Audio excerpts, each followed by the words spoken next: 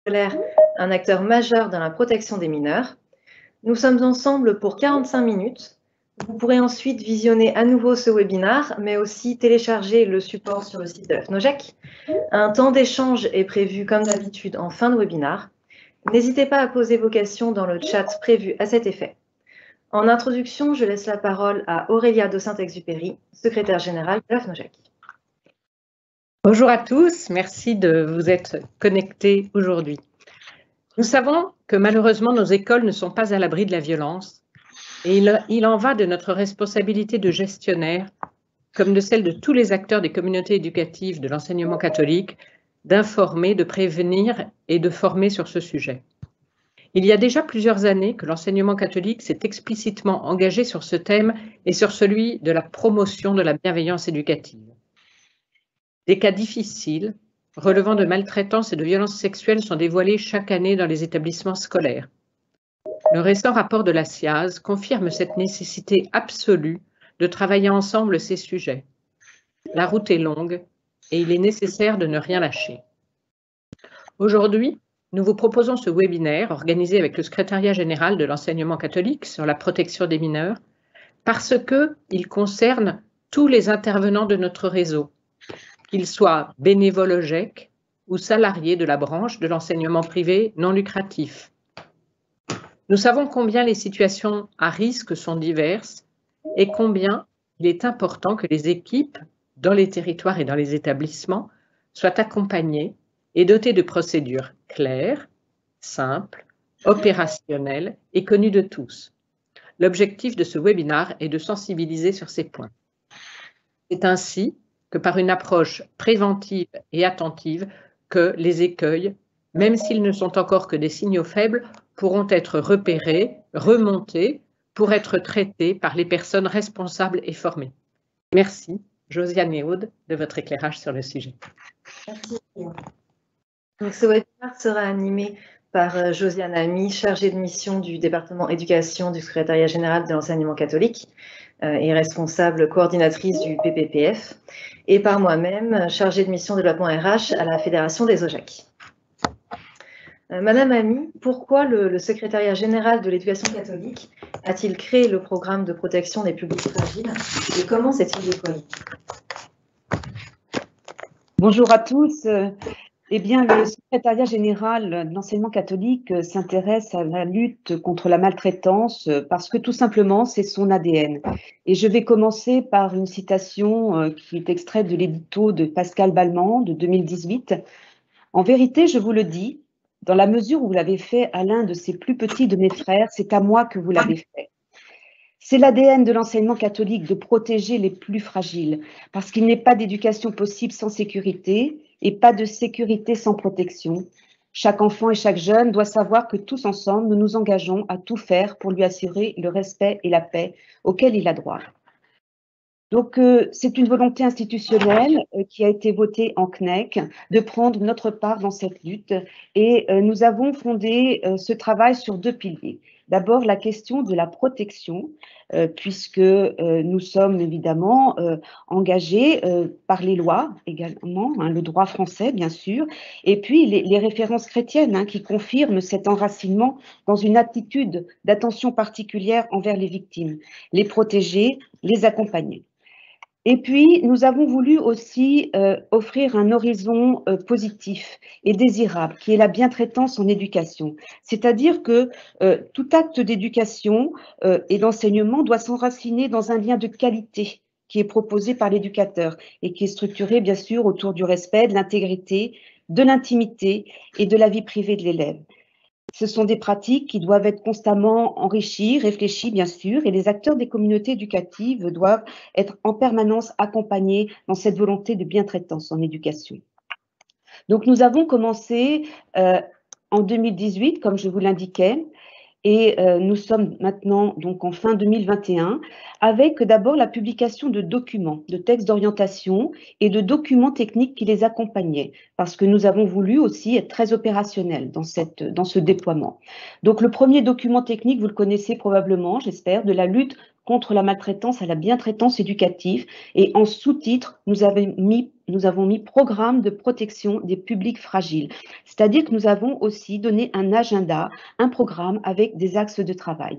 Et nous avons accompagné ces documents d'outils techniques très opérationnels, d'abord des procédures. J'y reviendrai tout à l'heure, procédures donc pour effectivement signaler les cas dont on aurait connaissance. Nous avons aussi publié quelque chose autour de recueillir la parole de l'enfant témoin ou victime. Puis nous avons enrichi notre collection par un document sur l'écoute, être à l'écoute, créer des dispositifs d'écoute. Et enfin, le dernier né autour de la question du secret, de la discrétion professionnelle, du devoir de réserve et de la confidentialité. Donc ces documents forment un tout que vous pouvez télécharger sur le site de l'enseignement catholique gratuitement. Et nous avons aussi voulu accompagner les diocèses. Donc nous avons suggéré la création d'un groupe national de référents diocésains, je vous en reparlerai tout à l'heure, voilà, et également la formation des acteurs, donc en commençant par les cadres, nous avons commencé, voilà, au départ à parler de ce programme au chef d'établissement, chargé de mission en formation initiale, puis Formiris a aussi donné des orientations dans ce sens. Enfin, des webinaires, il y a donc au moins 4 ou 5 webinaires maintenant qui sont en ligne sur YouTube pour accompagner les communautés éducatives. Et puis, donc, en poursuivant ces formations, nous avons aussi observé annuellement le déploiement via des questionnaires, donc avec des comptes rendus qui ont été soumis au CNEC pour pouvoir travailler cette question. Et nous en sommes maintenant donc à vouloir déployer ce travail dans tous les établissements scolaires. C'est-à-dire que nous avons l'ambition qu'il n'y ait pas un acteur de l'enseignement catholique qui n'ait pas entendu parler de ce travail. Donc évidemment, nous avons une stratégie. Nous avons commencé avec un groupe de pilotage, voilà, qui s'est enrichi petit à petit de toutes les instances de l'enseignement catholique. Et puis nous avons déployé l'accompagnement, la formation avec les actions que je vous ai citées tout à l'heure. Et nous travaillons maintenant sur la bientraitance éducative, c'est-à-dire sur les causes. Une fois que le cadre de travail est bien en place, on peut travailler effectivement sur les causes et s'intéresser à la bientraitance éducative.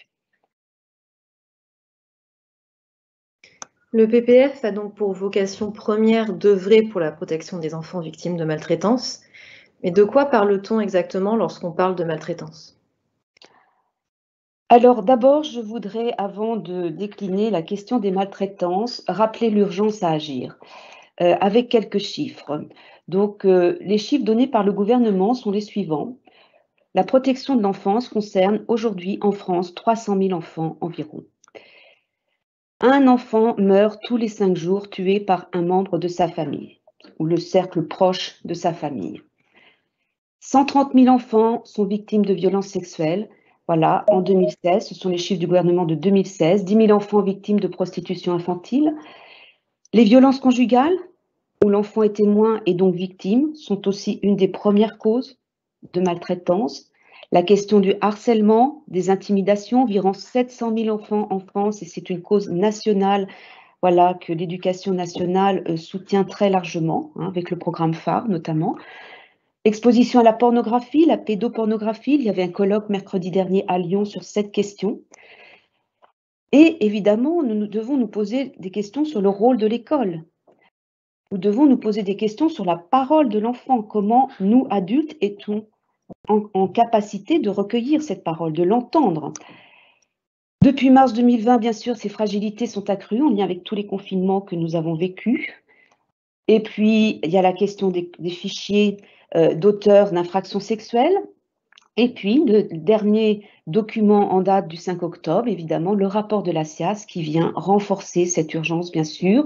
Et je vous invite à lire l'interview de M. Sauvé sur le site de l'enseignement catholique. Donc, 30% des abus ont été commis par des clercs dans des établissements catholiques. Voilà pour les chiffres et l'urgence, s'il était nécessaire de convaincre encore certaines personnes. Donc, pour répondre à la question de Aude, de quoi parle-t-on? Nous avons défini la maltraitance de la façon suivante, à partir d'un texte du Conseil de l'Europe. Tout acte ou omission commis par une personne qui porte atteinte à sa vie, à son intégrité corporelle ou psychique, à sa liberté, ou compromet gravement le développement de sa personnalité et ou nuit à sa sécurité financière. Donc, vous voyez, c'est extrêmement large, cette définition de maltraitance. Nous avons pris celle-ci parce que c'est la plus large et la plus complète de toutes les définitions que nous pouvons trouver. Donc, il s'agit de différentes formes, bien sûr. Les violences physiques, ça peut être les coups, les brûlures, des ligotages, des soins brusques, la non-satisfaction des besoins élémentaires, bien sûr, les violences sexuelles, pouvant aller évidemment jusqu'au meurtre. Les violences psychiques ou morales, qui sont évidemment beaucoup plus diffuses et beaucoup plus difficiles à cerner, hein, que l'on cerne à partir des conséquences que ça a sur les victimes, bien sûr. Donc, c'est le langage irrespectueux, le langage dévalorisant, ça peut être l'absence de considération, le chantage, les menaces, les abus d'autorité, l'intimidation, les comportements d'infantilisation, le non-respect de l'intimité, les injonctions paradoxales. Vous voyez, c'est extrêmement large, hein. Les violences matérielles et financières, hein, donc les vols, exigences de pourboire, les escroqueries variées et diverses. Les violences médicales, hein, les défauts de soins de base, la non-information sur les traitements, les abus de traitements sédatifs, etc. Les soins de rééducation qui ne seraient pas donnés, par exemple, la non prise en compte de la douleur, voilà, des choses comme ça. Les négligences actives, donc celles-ci, c'est des formes de, je pense, de délaissement, d'abandon, par exemple, les manquements, hein, pratiqués. Des négligences passives qui peuvent être relevées de l'ignorance, de l'inattention, voilà, de différentes fragilités. Et puis, les privations ou violations de droits, bien sûr, privation de liberté, privation de l'exercice des droits civiques, etc.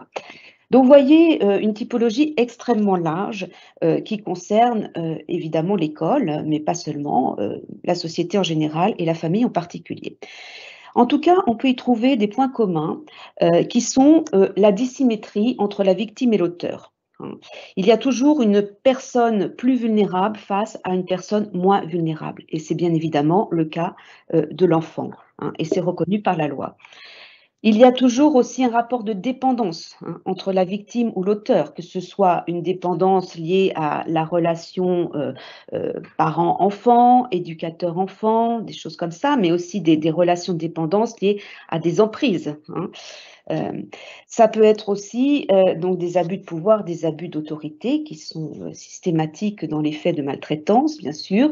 Et puis, je signale aussi la répétition des actes de maltraitance qui peuvent être des petites maltraitances, mais il n'y a pas de petite maltraitance en fait. Et cette répétition qu'on appelle aussi maltraitance ordinaire est à dépister évidemment parce qu'elle crée des dégâts.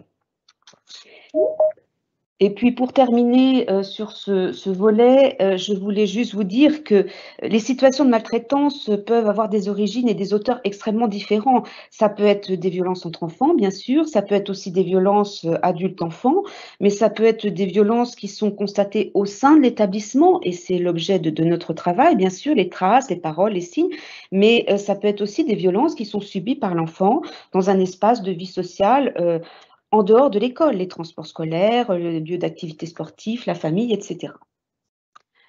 Donc, pour continuer, je voudrais juste faire une petite mention spéciale sur la question du harcèlement, puisque c'est une cause nationale aujourd'hui. Je vous invite à relire les définitions dans la page 9 du document PPPF, hein, le harcèlement moral, qui est le fait de harceler une personne par des propos, comportements répétés, ayant pour objet ou pour effet une dégradation de ses conditions de vie et traduisant par une altération de sa santé physique ou mentale. Les médias en parlent largement. Le harcèlement sexuel, qui est le fait d'imposer à une personne de façon répétée des propos ou comportements à connotation sexuelle ou sexiste, qui soit portent atteinte à sa dignité en raison de son caractère dégradant ou humiliant, soit crée à son encontre une situation intimidante, hostile ou offensante. Donc ça, c'est dans le code pénal, hein. Et puis le cyberharcèlement, dont on parle beaucoup aujourd'hui, et tant mieux, qui est un acte agressif, intentionnel, perpétré par un individu ou un groupe d'individus au moyen de formes de communication électronique de façon répétée à l'encontre d'une victime qui ne peut facilement se défendre. Et puis, je vais faire une petite mention sur une nouvelle qualification qui risque d'apparaître, qui est le harcèlement scolaire, puisqu'il y a un projet de loi qui a été déposé à l'Assemblée nationale. Il y a eu la commission donc le 24 novembre, mercredi dernier, et il y a une séance là-dessus mercredi prochain au Parlement. Voilà. Donc, ce que l'on peut dire sur la question des maltraitances pour répondre à la question de Aude. Merci beaucoup. Pour un établissement scolaire catholique sous contrat, quel est le cadre de la protection de l'enfance? Alors, le cadre est d'abord un cadre légal, le code civil, bien sûr, le code pénal, le code de la famille, qui met l'accent sur différents aspects. Tout d'abord, le cadre qui encadre la question de l'identité, de l'origine, des valeurs, de l'intégrité physique et de l'intimité. Donc la question du respect, c'est dans le code civil, chaque enfant, chaque famille a le droit au respect de son identité, dans son origine, dans ses valeurs, dans son intégrité, dans son intimité. Donc ça, c'est l'article 16 et suivant du code civil. Le deuxième élément important est le respect de la vie privée et de la confidentialité, qui est encodé également donc, dans l'article 9 et dans le code pénal, l'article 223.6, voilà, qui nous demande de respecter la vie privée et la confidentialité pour tout enfant ou toute famille.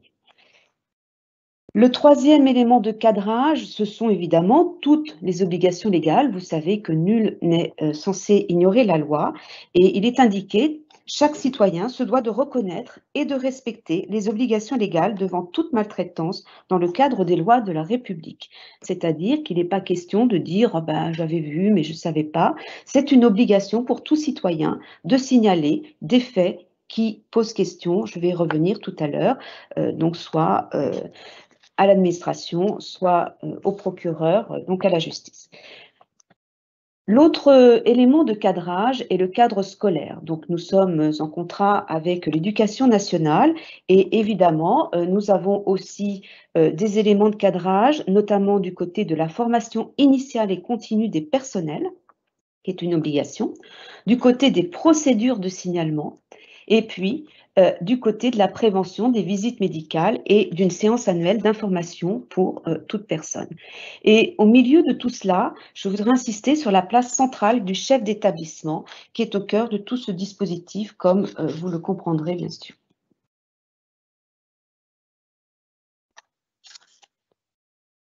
Alors pour continuer, je pense qu'il faut expliquer un petit peu plus comment fonctionne la protection des mineurs.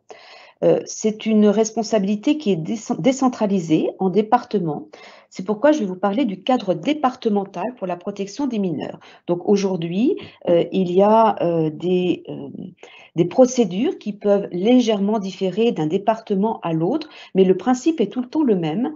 La protection de l'enfance est assurée d'une part par une protection administrative, je vais vous en détailler un peu plus loin les éléments. Donc, le président de chaque conseil départemental est le responsable désigné par lui et chargé de la protection administrative des enfants. C'est l'aide sociale à l'enfance, ASE, et je vous parlerai tout à l'heure des CRIP, des cellules de recueil d'informations préoccupantes. Et puis, l'autre volet, c'est la justice, le parquet des mineurs, qui est chargé d'assurer la protection judiciaire des victimes. Et donc, selon la gravité des cas, l'établissement scolaire aura à faire connaître soit au département, conseil départemental, soit à la justice les faits dont il a connaissance. Donc, pour travailler ces questions-là, nous avons constitué au sein du département éducation et plus généralement du secrétariat général un groupe que nous avons appelé groupe de référents PPPF en demandant à chaque diocèse d'avoir un référent PPPF. Donc nous avons demandé au directeur diocésain de nommer un référent qui sont réunis 2 à 4 fois par an au niveau national pour continuer à se former, construire une culture commune et déployer en territoire le PPPF. Donc, il leur a été demandé de constituer une petite équipe autour d'eux, en lien avec le directeur diocésain, et d'informer les chefs d'établissement, ce qui a été fait dans bon nombre de diocèses, et également pour signer des protocoles pour agir. Donc, des conventions ont été signées entre le parquet, le département, l'éducation nationale et la direction diocésaine de l'enseignement catholique dans un certain nombre de nos diocèses. Concrètement, quelles actions peut mener un chef d'établissement au quotidien pour participer à cette lutte contre les maltraitances? Donc, vous le comprenez, nous avons voulu avoir une approche systémique et toute personne, qu'elle soit salariée ou bénévole, est concernée, évidemment. Donc, le chef d'établissement et son président d'OGEC, voilà, ont évidemment des choses à faire. D'abord, je voudrais insister sur la question des recrutements sécurisés. Je vous ai parlé tout à l'heure des fichiers FIGES. Donc, l'employeur doit demander un extrait du bulletin numéro 3 du casier judiciaire qui est présenté à l'embauche. Il ne garde pas copie de ce bulletin, mais il doit être présenté. Et maintenant, les chefs d'établissement peuvent aussi demander donc le bulletin numéro 2. Voilà, donc c'est un texte qui est arrivé en avril en demandant, comment dire, au préfet, hein, donc ce bulletin. Donc, de la lutte, vous retrouverez ces éléments-là, page 22-23. Je crois que le rôle du chef d'établissement, c'est d'informer les personnels et les bénévoles, peut-être au moyen d'un livret d'accueil. Je ne sais pas comment sont accueillies les nouvelles personnes adultes qui rejoignent l'établissement, mais il semble important qu'on puisse leur parler de leurs obligations aussi en matière de prévention des maltraitances, donc qu'ils puissent avoir les moyens de repérer et de signaler des faits dont ils auraient connaissance. Il faudrait une présentation systématique des obligations de chacun, hein, le rappel chaque année. Je vous renvoie sur un webinaire qui a été présenté, donc, qui s'appelle PPPF, une responsabilité en partage, que vous retrouverez sur YouTube. Et puis, des propositions de formation initiale continue, individuelle ou collective, bien sûr, sont indispensables, puisque les personnels, c'est un droit d'abord des personnels d'avoir cette formation, et c'est même une obligation de la loi de former et d'informer les personnels. Hein, donc, vous retrouverez cela. Et d'ailleurs, je vous le signale parce que c'est ce qui semble apparaître dans la loi sur le harcèlement, une obligation de formation pour tous les personnels. Alors, protéger les enfants, ça commence par repérer ceux qui sont en souffrance. Quels signes doivent nous alerter? Alors, je voudrais là déjà commencer sur la question des conséquences pour l'enfant des maltraitances. Les travaux sur ces questions-là se développent et on connaît de mieux en mieux ces conséquences. L'âge de la survenue des événements traumatiques est un point important parce que quand il y a traumatisme, le fonctionnement psychique, émotionnel et cognitif et relationnel est modifié. Hein. L'enfant, c'est un être en développement et suite au traumatisme, on voit bien que toutes les tâches développementales de l'enfant vont être affectées. Par exemple, sa capacité à être en relation, à faire confiance, tous les grands apprentissages, la construction de l'identité, le choix des affiliations, l'adolescence, l'affectivité, la sexualité, le comportement alimentaire, le rapport au corps, à la santé, la capacité à supporter l'angoisse, la vie sociale. Vous voyez, ce sont des conséquences quand même assez importantes, hein, qui sont des effets immédiats qui impactent le développement de l'enfant. Mais on sait aussi qu'il y a des conséquences à long terme, hein, qui sont qui, en l'absence de traitement, hein, vont affecter très durablement la vie de la personne. Je vous renvoie d'ailleurs à ce propos sur le rapport de la SIAZ qui a très bien décrypté en tout cas les conséquences bon, des violences sexuelles spécifiquement, là pour le coup, et les troubles sont tout à fait majeurs. Hein. Donc, évidemment, l'école est concernée, hein, par ces sujets.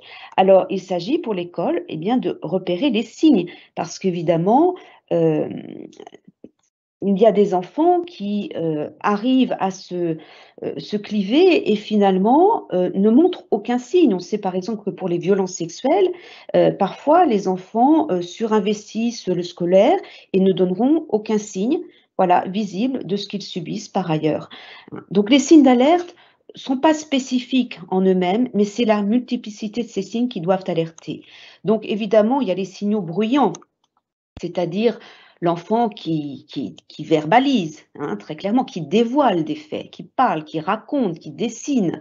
Donc vous n'êtes pas spécialiste, mais quand même, quand vous avez des clignotants d'allumés, des dessins qui vous alertent, demandez à l'enfant, qu'est-ce que tu as voulu dessiner? Voilà, je vais noter ce que tu me dis, c'est important. Hein. Comportement qui questionne l'agitation, l'agressivité, le refus de l'autorité, l'intolérance à la frustration, les violences, la toute-puissance, les mises en danger, les relations pères aux adultes compliquées. Voyez, ce signe-là qui montrent un mal-être très important de l'enfant doivent alerter, bien sûr. Ça ne veut pas dire que derrière, ce sont des maltraitances, mais on doit y penser. Les signaux moins visibles, eh bien, ce sont des signaux, la tristesse, un enfant qui était joyeux, tout d'un coup qui est triste, qui s'isole, le manque de concentration, l'absence d'hygiène, les désinvestissements des apprentissages, des difficultés scolaires, des oublis, etc. On ne peut pas tous les citer parce qu'ils peuvent être très nombreux, ces signes, mais faites-vous confiance. Hein, s'il y a voilà, des choses qui vous posent question, des clignotants qui s'allument, faites-vous confiance.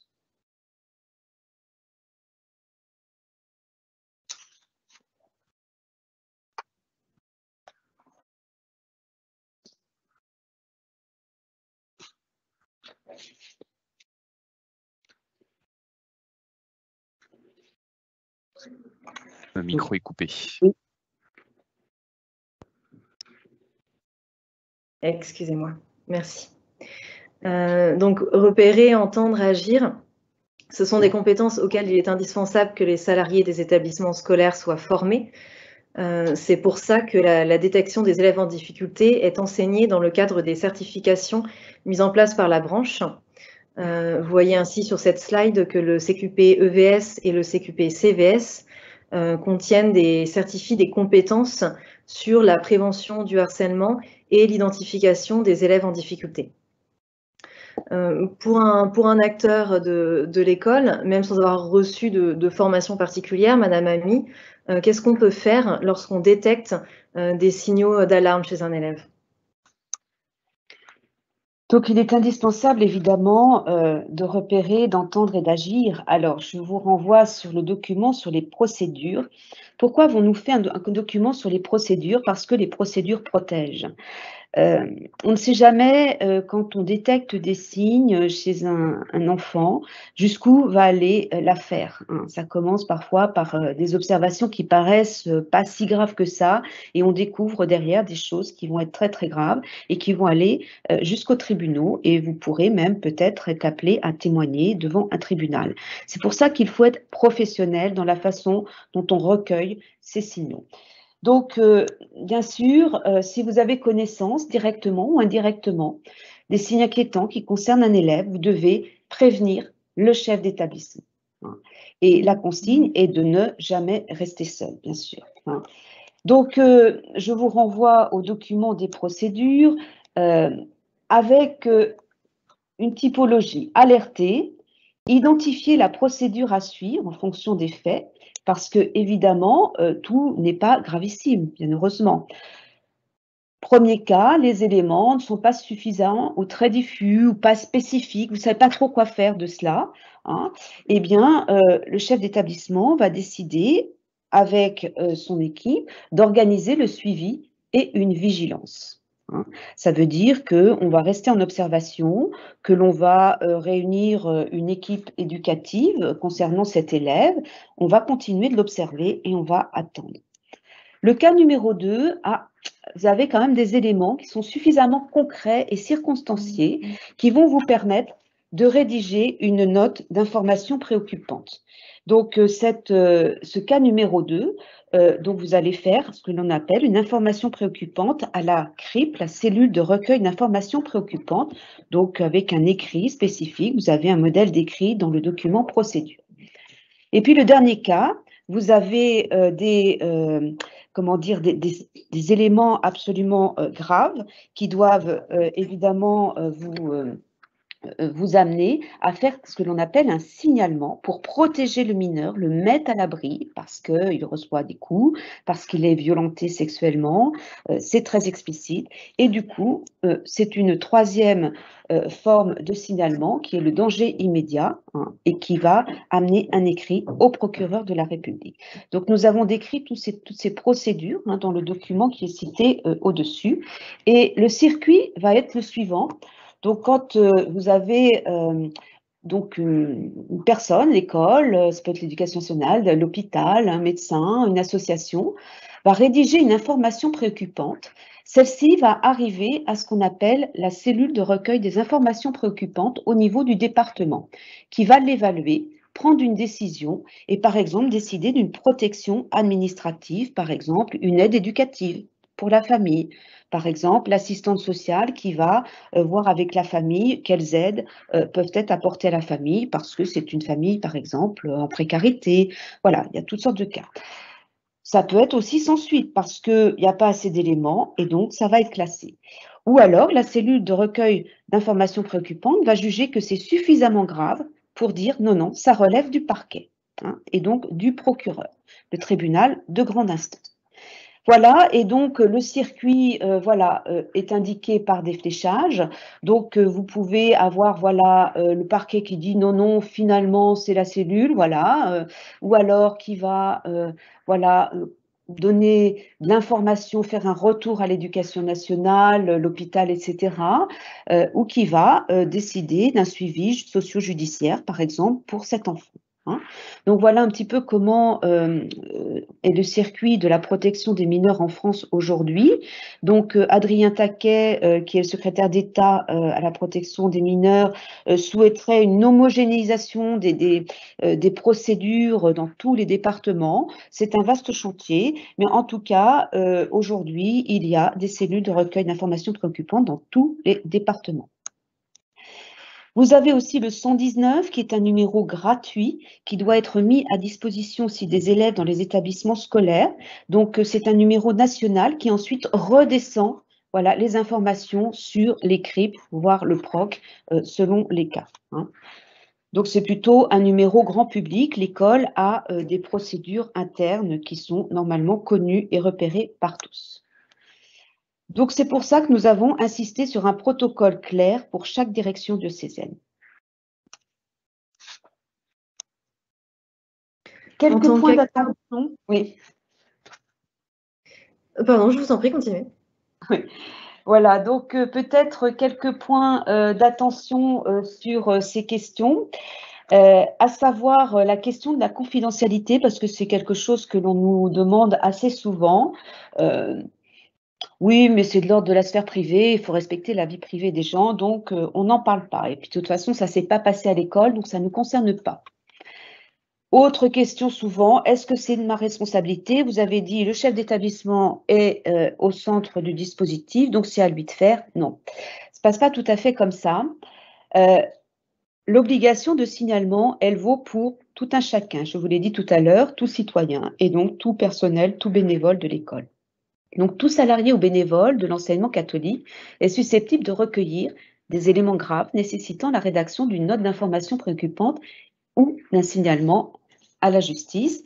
Donc ceci indique très clairement que oui, c'est la responsabilité de chaque acteur, salarié ou bénévole, et que effectivement, on doit aussi, parallèlement à cela, c'est pas parce que on a cette obligation qu'on doit aussi s'occuper de tout. Donc c'est celui qui recueille la parole, qui rédige ce qu'il a recueilli, le temps, à telle date, tel enfant m'a confié ceci, cela, et vous ne faites aucun commentaire sur votre écrit, vous n'avez pas à faire d'enquête sur si c'est bien vrai, pas bien vrai, c'est pas votre problème. Vous avez reçu un dévoilement d'une situation grave, vous avez connaissance de faits graves, vous devez effectivement le mettre noir sur blanc et le dater. Ensuite, vous revenez à la procédure, vous informez le chef d'établissement et vous voyez avec le chef d'établissement, qui va peut-être réunir et demander l'avis de la CRIB, qui va peut-être demander l'avis de 2 ou 3 autres personnes de l'établissement scolaire avant de rédiger cette information préoccupante. Vous avez bien entendu l'obligation de discrétion professionnel de devoir de réserve, de confidentialité. Hein. Il ne s'agit pas non plus de crier à tout vent, voilà ce que vous savez sur une personne, hein, et tu ne sais pas ce que j'ai appris. Non, hein, évidemment, c'est ça que ça veut dire, le respect de la vie privée, le respect aussi de la présomption d'innocence, qui est très importante quand c'est voilà, un adulte qui peut être mis en cause aussi. Et je voulais aussi vous indiquer les définitions de cela. La question du devoir de réserve qui concerne tout comportement au propos d'une personne susceptible de porter atteinte à l'établissement ou aux personnes. Le devoir de réserve porte sur le mode d'expression des opinions et non sur le contenu. Il ne concerne donc pas la liberté d'expression due à tout citoyen, mais lui interdit d'adopter une attitude ouvertement critique vis-à-vis de son employeur. Donc, ceci pour le droit de réserve. La discrétion professionnelle, c'est le fait de ne pas divulguer les informations dont on dispose dans le cadre de ses fonctions. La confidentialité, c'est le fait de s'assurer que l'information n'est accessible qu'à ceux qui y sont autorisés. La confidentialité permet le respect de la vie privée et la présomption d'innocence. Et enfin, la question de la déontologie, qui est l'ensemble des règles et devoirs qui régissent une profession. Donc, le secret professionnel dans un établissement catholique, la grande majorité des salariés voilà, ne sont pas tenus au secret professionnel et on a fait une petite typologie des fonctions dans un établissement scolaire dans le document qui est indiqué, page 2. Pour repérer les signes préoccupants, il faut savoir écouter l'enfant. Comment être à l'écoute et comment recueillir sa parole? Alors, la question de l'écoute nous a paru évidemment essentielle aussi à travailler parce que dans le cadre de vos fonctions, dans un établissement scolaire, voilà, tout adulte, salarié ou bénévole est susceptible d'accueillir la parole. On voit bien que l'établissement scolaire est un lieu d'éducation et d'attention, voilà, et à la personne. Et il y a beaucoup de situations de la vie scolaire qui sont des occasions d'entendre les joies, les tracas des uns et des autres, bien sûr. Hein. Donc, toutes ces situations qu'on appelle interstices, que ce soit au CDI, dans la classe, dans les intercours, à l'occasion des déplacements vers une salle de sport, vers la restauration, que ce soit des situations plus pédagogiques, des situations plus éducatives, de culture chrétienne, de régulation variées et diverses, voilà. Des situations aussi qui sont liées à des périodes de scolarité particulières, je pense évidemment le moment de l'inscription, le conseil de classe, accompagnement personnalisé, l'orientation, enfin voilà, toutes ces situations sont susceptibles d'être des endroits où vous entendez des choses. Hein, voilà. Donc, il ne s'agit pas là de devenir le confident d'un élève en lui posant des questions, mais voilà, de pouvoir effectivement à la fois entendre, ne pas banaliser certaines paroles, ne pas non plus les surdramatiser et de pouvoir relayer voilà, ce que vous avez entendu avec des questions ouvertes. J'ai entendu que tu parlais de telle chose. Est-ce que tu voudrais m'en dire un peu plus? Des questions très ouvertes. On n'est pas là pour faire des enquêtes. Hein. Parce qu'écouter, ce n'est pas rechercher des confidences, évidemment. Hein. C'est ce qu'on appelle être à l'écoute. Et c'est une posture professionnelle hein, de base. Et ce n'est pas la même chose que créer des dispositifs d'écoute. Hein. Les dispositifs d'écoute, c'est autre chose. Donc, il en existe dans un certain nombre d'établissements. Ils doivent être d'abord indiqués dans le règlement intérieur, bien sûr. Ils doivent être, comment dire, tenus par des gens, des professionnels formés à l'écoute. Donc, c'est souvent le cas comment dire, d'écoute, de dispositifs d'écoute qui sont tenus par des psychologues de l'éducation, par exemple. Hein. Voilà. Donc, c'est soumis à l'autorisation du chef d'établissement, bien sûr, et nous avons aussi dans le document être à l'écoute, créer des dispositifs d'écoute, donner un tableau avec ces différentes situations d'écoute possibles dans un établissement scolaire.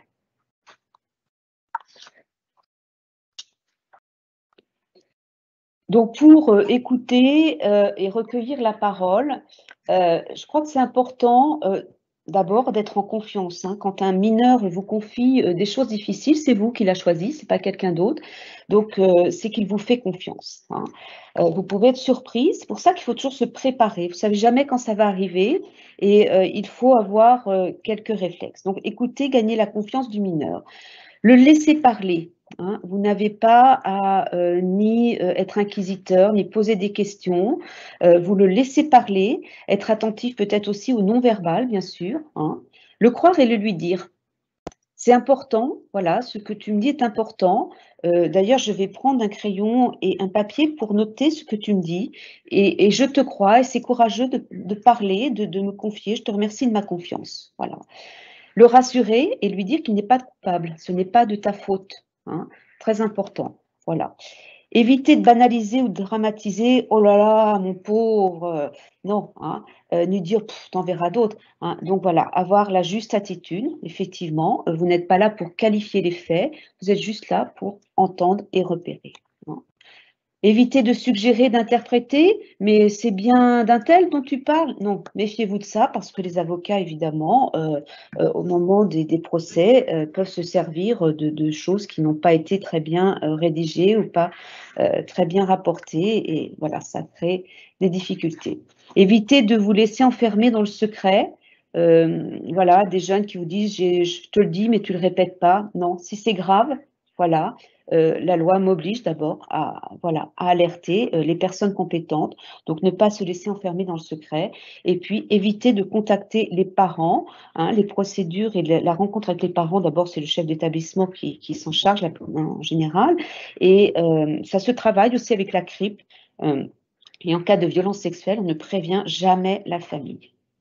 Voilà, ce qui ne veut pas dire qu'on ne la préviendra pas à un moment donné, mais on traite d'abord voilà, les choses et ensuite on voit comment et qui peut prévenir la famille. Voilà, et puis on évite voilà, de transformer évidemment l'entretien en interrogatoire. Voilà, donc quelques repères hein, traités à grands traits là pour vous donner quelques éléments sur ce PPPF. Pour terminer, je voudrais vous indiquer la formation nationale de personnes ressources PPPF, puisque nous avons souhaité que tous les établissements scolaires se saisissent de cette question, bien sûr, et que tout acteur soit rejoint. Et donc, nous avons pensé qu'il était important de former des personnes ressources PPPF qui soient capables de donner une information de premier niveau aux acteurs de terrain. Donc, souvent, les chefs d'établissement ont été informés et après, ce n'est pas forcément évident pour les chefs d'établissement de former leurs équipes et de rejoindre leur communauté éducative. Pour cela, nous avons imaginé qu'il puisse y avoir des formations en binôme qui ont été confiées donc, aux organismes de formation reconnus. Hein. Le public visé donc, peut être soit des enseignants ou des personnels de droit privés qui sont explicitement missionnés par leur autorité de tutelle. Voilà. Et nous avons l'ambition de former 2 groupes de 24 stagiaires par diète. Alors, la diète, c'est un découpage géographique lié au CATO. Voilà, donc je vous mets juste une petite carte en bas. Voilà les territoires. Bon, c'est par facilité hein, que nous avons organisé les choses comme ça. Le financement est croisé, Formiris et commission paritaire de la formation. Et c'est une durée de formation de 5 jours, 2 fois 2 jours en présentiel et 2 fois 3 heures en distanciel. Voilà, donc une formation quand même assez importante. Et le calendrier donc était celui-ci, je vous l'affiche. Nous avons pris un petit peu de retard, mais voilà, donc les premières formations devraient normalement commencer au premier trimestre 2022 et jusque tout le long de l'année là 2022. Voilà, donc nous sommes prêts sur certaines diètes, moins prêts sur d'autres. Les lieux de formation, alors Angers, Paris, Lille, Lyon, Toulouse, c'est lié au CATO. Ça ne veut pas dire que ce sera exactement à Angers. L'idée est de voir en fonction des stagiaires, effectivement, les lieux qui seront les plus appropriés. Je vois par exemple pour la diète de l'Ouest, ça pourrait être Angers et Rennes. Voilà, vous voyez que la diète de Paris est très très large. Voilà, hein, donc voilà ce qui est prévu pour la formation actuellement et en complément de ce que je vous ai indiqué en début de webinaire. Vous trouverez également quelques formations sur le site Espace Formation d'Acto. C'est donc le catalogue qui regroupe toutes les actions de formation disponibles pour les OGEC. Donc, il y en a qui concernent plus particulièrement les adolescents en difficulté, par exemple, et on a également une action de formation dédiée au harcèlement scolaire qui va bientôt voir le jour. Pour aller plus loin, une fiche Isidore consacrée au PPPF est disponible. Vous pourrez notamment y télécharger tous les documents techniques dont Madame Ami vous a parlé tout au long de ce webinaire.